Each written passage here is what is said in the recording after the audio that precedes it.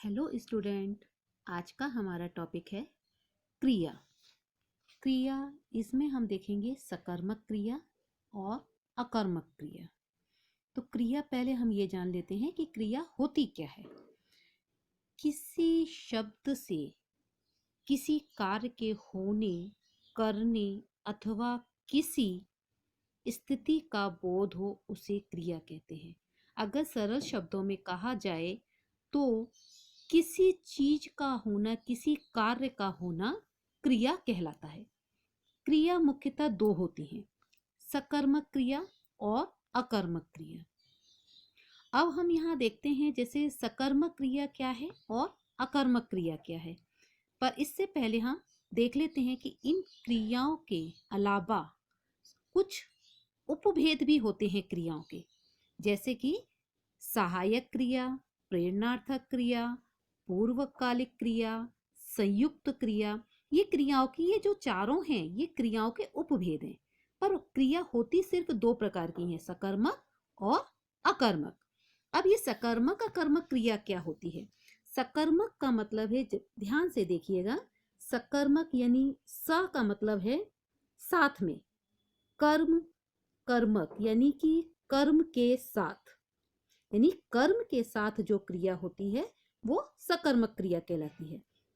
यानी कि जिसमें जिस क्रिया का प्रभाव कर्ता के साथ साथ कर्म पर भी पड़ता है वो क्रिया हमारी सकर्मक क्रिया कहलाती है।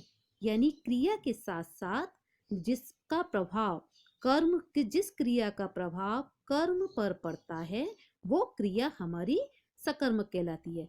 इसमें कर्म का होना आवश्यक होता है। यानी कर्म होगा जिस वाक्य में, उस वाक्य में हमारी क्या होती है, सकर्मक क्रिया होती है। यानी वो वाक्य की क्रिया हमारी सकर्मक क्रिया कहलाती है। अब अकर्मक का क्या मतलब है। अ का मतलब है नहीं, अन, अ यानी अन यानी नहीं, निषेध। यानी जिसमें कर्म की आवश्यकता नहीं पड़ती, जिस क्रिया में कर्म की आवश्यकता नहीं पड़ती और डायरेक्ट क्रिया का प्रभाव कर्ता पर पड़ता है, तो उसमें हम जो वाक्य होता है उस वाक्य में, उस वाक्य की क्रिया अकर्मक क्रिया कहलाती है। जिस वाक्य में कर्म की आवश्यकता नहीं पड़ती या जिस क्रिया में कर्म की आवश्यकता नहीं पड़ती, अ का मतलब ही है नहीं, यानी कि जिसमें कर्म की आवश्यकता नहीं पड़ती है वो क्रिया हमारी अकर्मक क्रिया कहलाती है। और इसमें सीधा सीधा क्रिया का प्रभाव कर्ता के ऊपर पड़ता है। अब अगर हम ये उदाहरण देखें तो रोगी खांसता है। अब अगर हम देखते हैं तो इसमें खांसने का सीधा सीधा प्रभाव किस पर पड़ रहा है, रोगी पर। खांसता यानी ये क्रिया हो गई हमारी, खांसना क्रिया हो गई और रोगी हमारा क्या हो गया, कर्ता हो गया। अब इसमें खांसने का प्रभाव सीधा सीधा किस पे पड़ रहा है, रोगी पे पड़ रहा है। तो रोगी खांसता है, तो ये क्रिया हमारी, ये हमारा जो वाक्य है, ये जो हमारी क्रिया है वो कौन सी हो गई, ये अब हमारी अकर्मक क्रिया हो गई। तो ये हमारी अकर्मक है, तो हम यहाँ पर आ लिख देते हैं, ये हमारी अकर्मक क्रिया है। कोयल कूकती है। अब हम अगर प्रश्न करें क्रिया से कि क्या कूकती है, तो कोयल कूकती है। तो कोयल कूकती है तो इसका सीधा सीधा प्रभाव किस पे पड़ रहा है, कोयल पे पड़ रहा है। तो इसमें भी हमारी ये कौन सी क्रिया हो गई, अकर्मक क्रिया, क्योंकि इस क्रिया में भी सीधा क्रिया का प्रभाव कर्ता के ऊपर पड़ रहा है, इसलिए ये क्रिया सीधी कौन सी हो गई, अकर्मक क्रिया। बालक सो रहा है। बालक क्या कर रहा है, सो रहा है। तो सोने का प्रभाव किस पे पड़ रहा है, बालक के ऊपर पड़ रहा है। तो सोना हमारी क्रिया है और बालक हमारा कर्ता है। तो इसमें सीधा सीधा प्रभाव किस पे पड़ रहा है, बालक के ऊपर, कि कौन सो रहा है, बालक सो रहा है। तो इसलिए हमारे ये क्रिया कौन सी हो गई, अकर्मक क्रिया। ये भी हमारी अकर्मक क्रिया है। छवि ने चित्र बनाया। अब अगर हम प्रश्न बन करें कि क्या बनाया, तो चित्र बनाया। तो इसका ये हो गया बनाना, बनाना यानी क्रिया हो गई है हमारी, बनाया यानी क्रिया है ये। अब क्या बनाया, तो चित्र बनाया। तो क्रिया का प्रभाव किस पे पड़ रहा है, छवि पे ना पड़ के चित्र के ऊपर पड़ रहा है। तो चित्र हमारा इसमें क्या हो गया, कर्म हो गया। तो इसलिए इसमें ये क्रिया का प्रभाव कर्म के ऊपर पड़ रहा है, इसलिए ये क्रिया हमारी कौन सी हो गई, सकर्मक क्रिया हो गई। गौरव ने गीत गाया, गाया यानी हमारी क्रिया हो गई गाया, गाया यानी गाना। अब क्या गाया, तो गीत गाया। तो गीत, तो इसमें क्रिया का प्रभाव किस पे पड़ रहा है, गीत पे पड़ रहा है। तो इसलिए इस पे कर्ता पे प्रभाव नहीं पड़ रहा है, कर्ता ने तो गाया है गीत, पर गीत क्या हो गया हमारा, कर्म हो गया। तो इसलिए ये जो क्रिया का प्रभाव है हमारा कर्म पर पड़ रहा है, इसलिए ये क्रिया हमारी कौन सी हो गई, सकर्मक क्रिया। हम इस तरीके से भी देख सकते हैं कि जो कर्म यानी कि कोई चीज का खत्म होना, कि एक समय के बाद वो समाप्त हो जाएगा। जैसे चित्र इसमें दिया था, चित्र तो चित्र बन के समाप्त हो ही जाएगा एक दिन। गीत है तो गीत गाकर खत्म हो ही जाएगा एक दिन। यानी किसी चीज का कम होना, खत्म होना, समाप्त होना बताया जाता है। तो इसलिए ये जो हो क्या हुआ, ये हमारा कर्म हो गया। उसने नाटक देखा, देखना हमारी क्रिया है। अब इसमें क्या देखा, तो हमने प्रश्न किया क्रिया से कि क्या देखा, तो नाटक देखा। तो ये नाटक हमारा क्या हो गया, इसमें कर्म हो गया। तो यहाँ पर देखने का प्रभाव किसके ऊपर पड़ रहा है, कर्म यानी नाटक के ऊपर पड़ रहा है। नाटक भी देखने के बाद एक समय समाप्त हो जाएगा, तो नाटक क्या हो रहा है हमारा, खत्म हो रहा है। तो इसलिए ये यहाँ पर क्रिया कौन सी हो गई हमारी, सकर्मक क्रिया। ये भी हमारी सकर्मक क्रिया है। बच्चा दौड़ रहा है, अब यहाँ पर देखो दौड़ रहा है, ये हमारी सहायक क्रिया हो गई, ठीक है। दौड़ना हमारी मुख्य क्रिया हो गई। अब दौड़ने का प्रभाव किस पर पड़ रहा है, डायरेक्ट कर्ता पे यानी बच्चे पे पड़ रहा है, क्योंकि बच्चा दौड़ रहा है। तो इसलिए यहाँ पर हमारा कर्म नहीं है, इसलिए ये क्रिया का प्रभाव सीधा सीधा कर्ता पे पड़ रहा है। तो ये हमारी क्रिया कौन सी हो गई, अकर्मक क्रिया हो गई। ये है हमारी अकर्मक क्रिया। चिड़िया उड़ रही है, अब रही है हमारी सहायक क्रिया है, उड़ना हमारी मुख्य क्रिया हो गई। अब क्रिया का प्रभाव किस पे पड़ रहा है, चिड़िया पे, क्योंकि क्या उड़ रही है, चिड़िया उड़ रही है। तो इसलिए ये हमारी कौन सी क्रिया हो गई, अकर्मक क्रिया। ये हमारी अकर्मक क्रिया है। वह रात भर रोती रही। अब यहाँ पर देखा जाए तो ये रोती यानी रोना क्रिया हो गई। वह रात भर, तो रात भर अगर हम देखें तो उसका प्रभाव, वो रात भर रोती रही, तो प्रभाव सीधा सीधा रोने का किस पे पड़ रहा है, उस पर, कि वह, तो वह कोई पर्सन है जो कि रात भर रोती रही। तो इसलिए इसका कर्ता वह हो गया कर्ता, और क्रिया हो गई रोना। तो वह, उसका रोने का प्रभाव किस पे पड़ रहा है, उस पर, कि वह रात भर रोती रही। तो इसलिए ये क्रिया हमारी कौन सी हो जाएगी, अकर्मक क्रिया। लोमड़ी ने अंगूर खाया, खाया हमारी क्रिया है, लोमड़ी हमारी कर्ता हो गई। अब अंगूर तो खा के खत्म हो ही जाने हैं, यानी वो खत्म हो रहा है, समाप्त हो रहा है, कम हो रहा है, घट रहा है। तो ये हो गया हमारा कर्म। तो क्या खाया, कि अंगूर खाया। तो यहाँ पर ये कौन सी क्रिया हो गई हमारी, सकर्मक क्रिया, क्योंकि इसमें बीच में अंगूर यानी हमारा कर्म आ गया।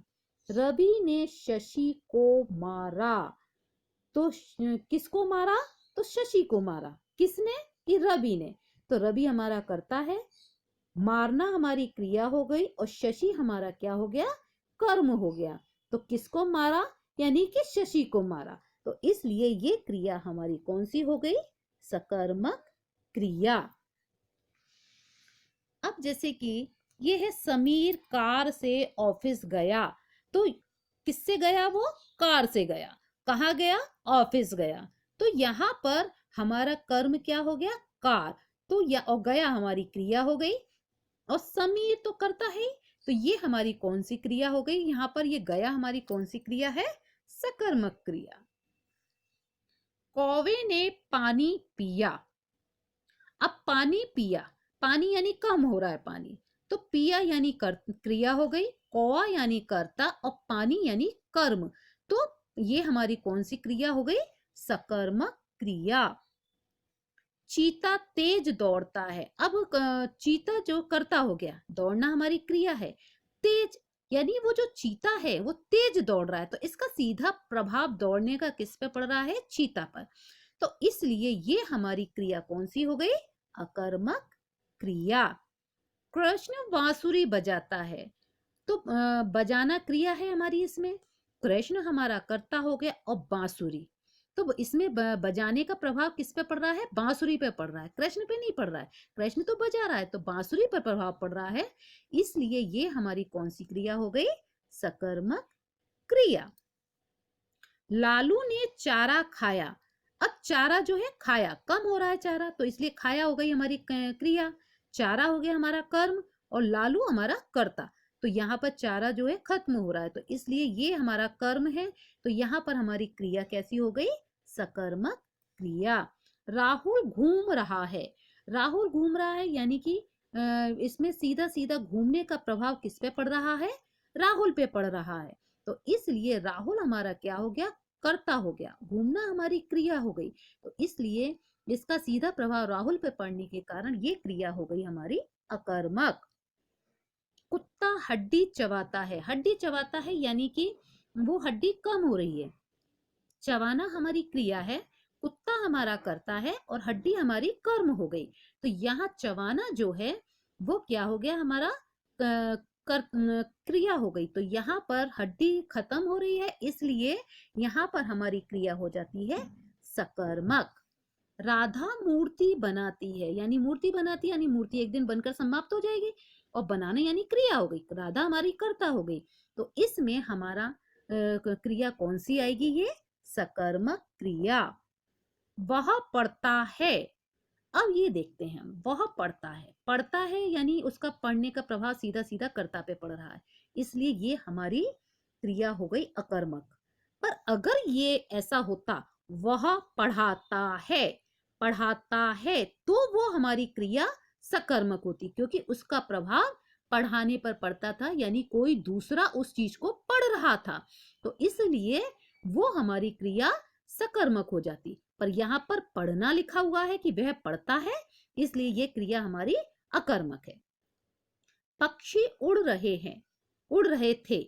उड़ना हमारी क्रिया हो गई और पक्षी हमारे कर्ता, तो यहाँ पर सीधा सीधा प्रभाव पक्षी पर पड़ रहा है उड़ने का, तो इसलिए ये क्रिया हमारी हो गई अकर्मक।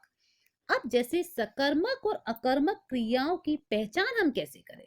कि बहुत बार क्या सिर्फ शब्द आता है, पूरा सेंटेंस नहीं आता, तो फिर कैसे पहचाने कि क्या है? तो हमें क्रिया की पहचान करने के लिए क्रिया के साथ क्या, किसे या किसको लगाकर देखा जाता है। कि जैसे अब ये है पक्षी, तो क्या उड़ रहे हैं? तो पक्षी, पक्षी यानी कर्ता हो गया, तो यहाँ कर्म नहीं आ रहा है, तो इसलिए ये जो क्या हो गया हमारा, कि ये जो सेंटेंस है इसलिए ये अकर्मक है, क्योंकि यहाँ कर्म नहीं आ रहा है। इसीलिए देखा जाता है कि किसको लगाकर देखा जाता है। यदि उत्तर हमें प्राप्त होता है तो क्रिया सकर्मक होती है अथवा अकर्मक।